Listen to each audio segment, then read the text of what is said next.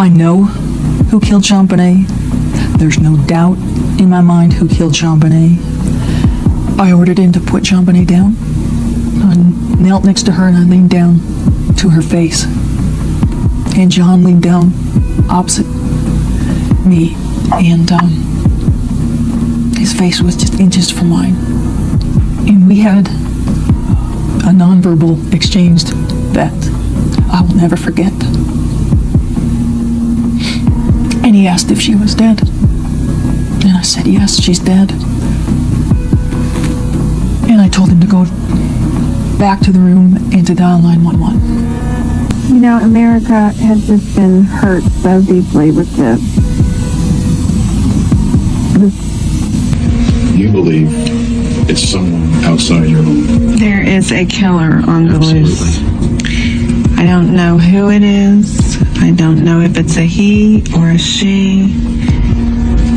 But if I were a resident of Boulder, I will tell my friends to keep your babies close to you. There's someone out there. Picture this: a quiet Colorado night, a family home full of holiday lights, and a secret that, 2 decades later, still refuses to die. For nearly 30 years the world has argued over what happened to 6-year-old JonBenét Ramsey. Tonight we focus on one of the most explosive threads of that story: the inconsistencies, the odd decisions, and the evidence that some investigators say point inward, to the people inside the house. If this case has haunted you, hit subscribe now and drop your thoughts in the comments below. Tell us what you think really happened that night, and why. Share your theory, we'll read them. December 26, 1996 began as a nightmare that would become a national obsession. JonBenét, the little pageant star, found dead in her family's basement. A 3-page ransom note, a bowl of pineapple, a wiped-clean flashlight, and a tangle of questions became the raw materials of a story that's been told and retold. Over the years, investigators, forensic experts, and filmmakers have re-examined the scene.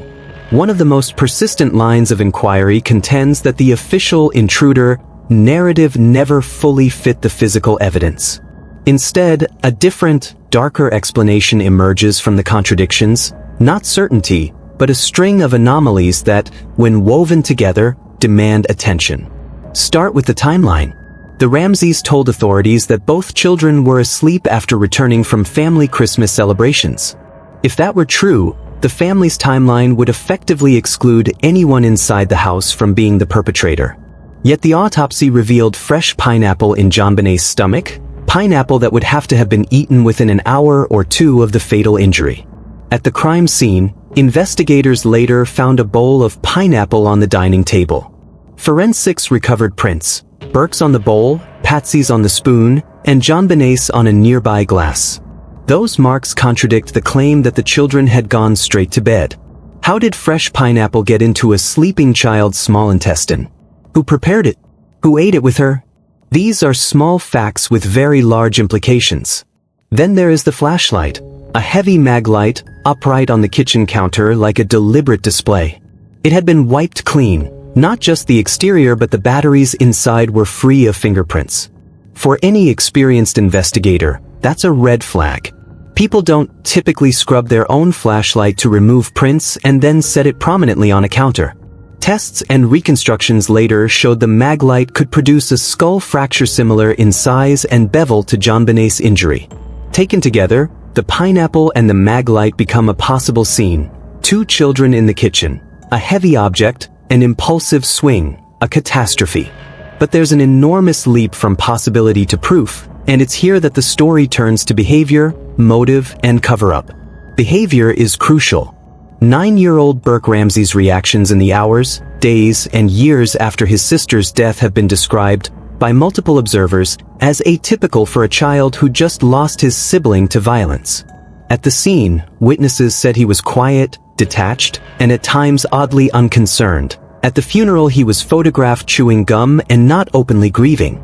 In a private evaluation with a child psychologist less than 2 weeks after the death, Burke drew a family portrait that omitted JonBenét entirely and made his mother unusually small in relation to his father. During that same interview, he reportedly claimed to have a secret that he wouldn't reveal. Behavior specialists caution heavily about reading too much into artifacts of grief, and it's true that trauma manifests differently from child to child. But when behavior dovetails with physical evidence that contradicts parental statements, investigators say you have to look harder.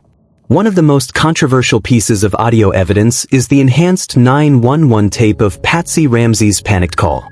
When audio analysts boosted the last few seconds, they claimed to hear a child's voice, possibly Burke's, asking, "What did you find?" If that transcription is accurate, it undermines the family's repeated assertions that Burke was asleep through the entire night and that the household was unaware of the crisis. A child on the line asking, "What did you find?" is not simply waking up to chaos. It sounds like someone already aware of what's missing, already part of the story. Critics of the enhancement argue that noise and artifact make the recording unreliable. Proponents counter that multiple experts reached similar conclusions. As in so much of this case, interpretation tracks credibility. Which version of events do you trust when the tape is ambiguous? Investigators also focused on control, the family's immediate decision to lawyer up, to tightly manage interviews, and to isolate Burke from investigators, media, and peers. Within hours of discovery, the family had attorneys in place and the child was removed from town, enrolled in a new school, and largely cut off from the normal processes that might let his independent recollection surface. Burke wasn't formally interviewed by police until nearly 2 weeks after the death. In the meantime, he had private sessions with psychologists arranged by the family's legal team. Those moves can be viewed as sensible protection for a traumatized child, but they can also be read as effective ways to control a narrative and keep a child's testimony consistent with a single storyline. Another strand of the investigation centers on tool marks and knots. In the basement, JonBenét's arms were secured with a ligature, a knotwork that some analysts called technically sophisticated. A red Swiss Army knife engraved with Burke's name had been confiscated by the family housekeeper weeks earlier and hidden near JonBenét's room because of concerns about his whittling and knot practice. Forensics found carpet fibers on the knife consistent with the cellar where JonBenét was found. The knotting, say some experts, suggested knowledge and practice that could be associated with a child who was a Cub Scout and had spent long hours practicing knots. Again, the evidence is circumstantial, but when you add the knife, the Maglite, and the pineapple together, the outline of a domestic scenario becomes conceivable. Enter the public reinvestigations. Over the years, multiple teams and experts have revisited the case. One high-profile re-examination, a television documentary series, assembled well-credentialed forensic scientists and profilers who argued that the most plausible explanation for the totality of the evidence was accidental harm by Burke followed by a family staging and cover-up to protect him. The documentary's conclusions were so authoritative in tone and aggressive in their inference that Burke filed a massive defamation suit. That lawsuit, settled out of court, complicates public appraisal. Legal settlements do not equate to guilt or innocence. They often reflect different burdens of proof and the desire to avoid drawn-out litigation. But they also underscore how combustible any public charge can be when it targets a living private citizen. DNA evidence has been both a sword and a shield in this case. For years, trace male DNA found on JonBenét's clothes was cited by some as proof of an outside intruder.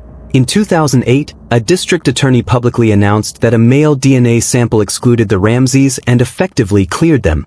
But forensic reanalysis in later years identified multiple low-level male DNA contributors on various items, mixed, degraded, and inconsistent, raising the possibility of contamination, manufacturing transfer, or simply the limits of trace DNA interpretation. Critics of the exoneration assert that those findings didn't align with the rest of the crime scene. If a stranger with no relation to the family had committed such a violent act in their home, why were there no definitive foreign prints on the ligature, or on the apparent murder weapon, or on other crucial items? In short, the DNA did not, in the view of some investigators, provide the clear away-from-home alibi it was claimed to.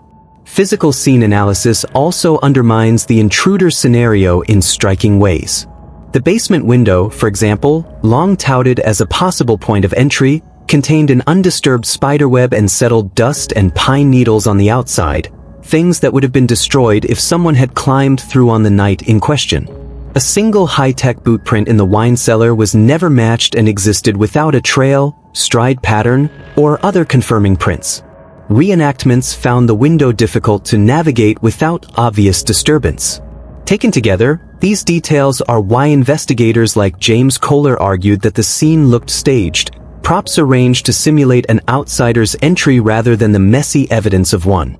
If you step back and synthesize the threads, a plausible narrative forms, not proof, but a model that accounts for the anomalies. JonBenét and Burke together in the kitchen late at night, an argument or escalation, an impulsive, tragic blow with a heavy object, an adult realization that a child had inflicted mortal harm, a desperate, rapid decision to contain, clean, and script the scene to look like an abduction, immediate legal control and narrative management to protect the family's name, and, crucially, the living child. That model explains the pineapple, the fingerprints, the Maglite, the wiped prints, the delayed police interviews, the coaching signals in Burke's later testimony, and the family's protective measures. It does not and cannot prove that this is what happened. It only demonstrates that the intruder narrative left important anomalies unaddressed. But alternative explanations exist and must be treated fairly. Many experts caution that behaviors we read as odd can be manifestations of trauma, introversion, or dissociation. A child playing Nintendo in a house of chaos could be numbing himself. An adult wiping a flashlight could be someone trying in panic to remove their own confusion rather than cover a crime. Torn webbing, dust patterns, and single prints can be the product of scene contamination or the chaotic processing of first responders. And DNA trace interpretation is a developing science. What once looked like exclusion can later be re-evaluated as ambiguous. Responsible storytelling in true crime demands that we hold ambiguity in both hands, the facts we know and the many plausible interpretations that fit them. That said, the choices the Ramsey family made, legal insulation, sealed records, delayed police access, are undeniably consequential. Whether those choices were motivated by guilt, shame, fear, instinct to protect a child, or a desire to control public spectacle, they had a cost. They limited independent, immediate collection of testimony and evidence. In homicide investigations, the first hours are the most critical. When key witnesses are kept out of reach, when a child witness is tutored and shielded from investigators, and when items are removed or handled before forensic recording, the investigative field narrows.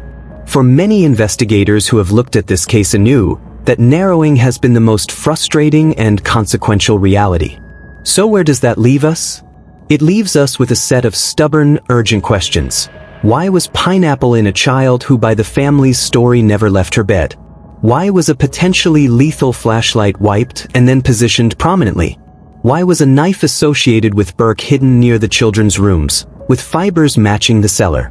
Why did the family insist on legal control and secrecy to the point of creating a near-total information blackout around Burke? These are not idle curiosities. They are the openings through which a new inquiry, or at least a re-examination, could walk. It's also worth noting the human toll. No matter how you read the evidence, a child died that night. Families were broken.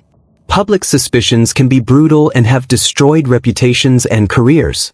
Any exploration of theories must balance hunger for truth with the ethical importance of not asserting guilt where the legal system has not found it. The CBS documentary and James Kohler's work reframed the debate. They did so with conviction and with credentials. Burke Ramsey pushed back in court, rightly defending his rights as a private citizen. The great irony of the case is that the very maneuvers intended to protect the living, privacy, legal counsel, secrecy, have perpetuated suspicion and speculation. If you're listening right now, decide for yourself which pieces weigh heaviest. Do the physical artifacts, pineapple, Maglite, knife fibers, knots, window web, point inward in a way that demands a new criminal inquiry? Or do the ambiguities and alternative interpretations suggest caution and the limits of speculative accusation? The case has resisted clarity because it sits at the intersection of domestic tragedy, forensic uncertainty, and the distortions of celebrity. That's why it keeps drawing investigators back, why documentaries revisit it, why families sue, and why the public continues to demand answers. In closing, remember this: an absence of evidence is not evidence of absence, but neither is a complex of circumstantial facts the same as a conviction. What we can say with confidence is this: many credible investigators believe the official story left too many contradictions unexamined.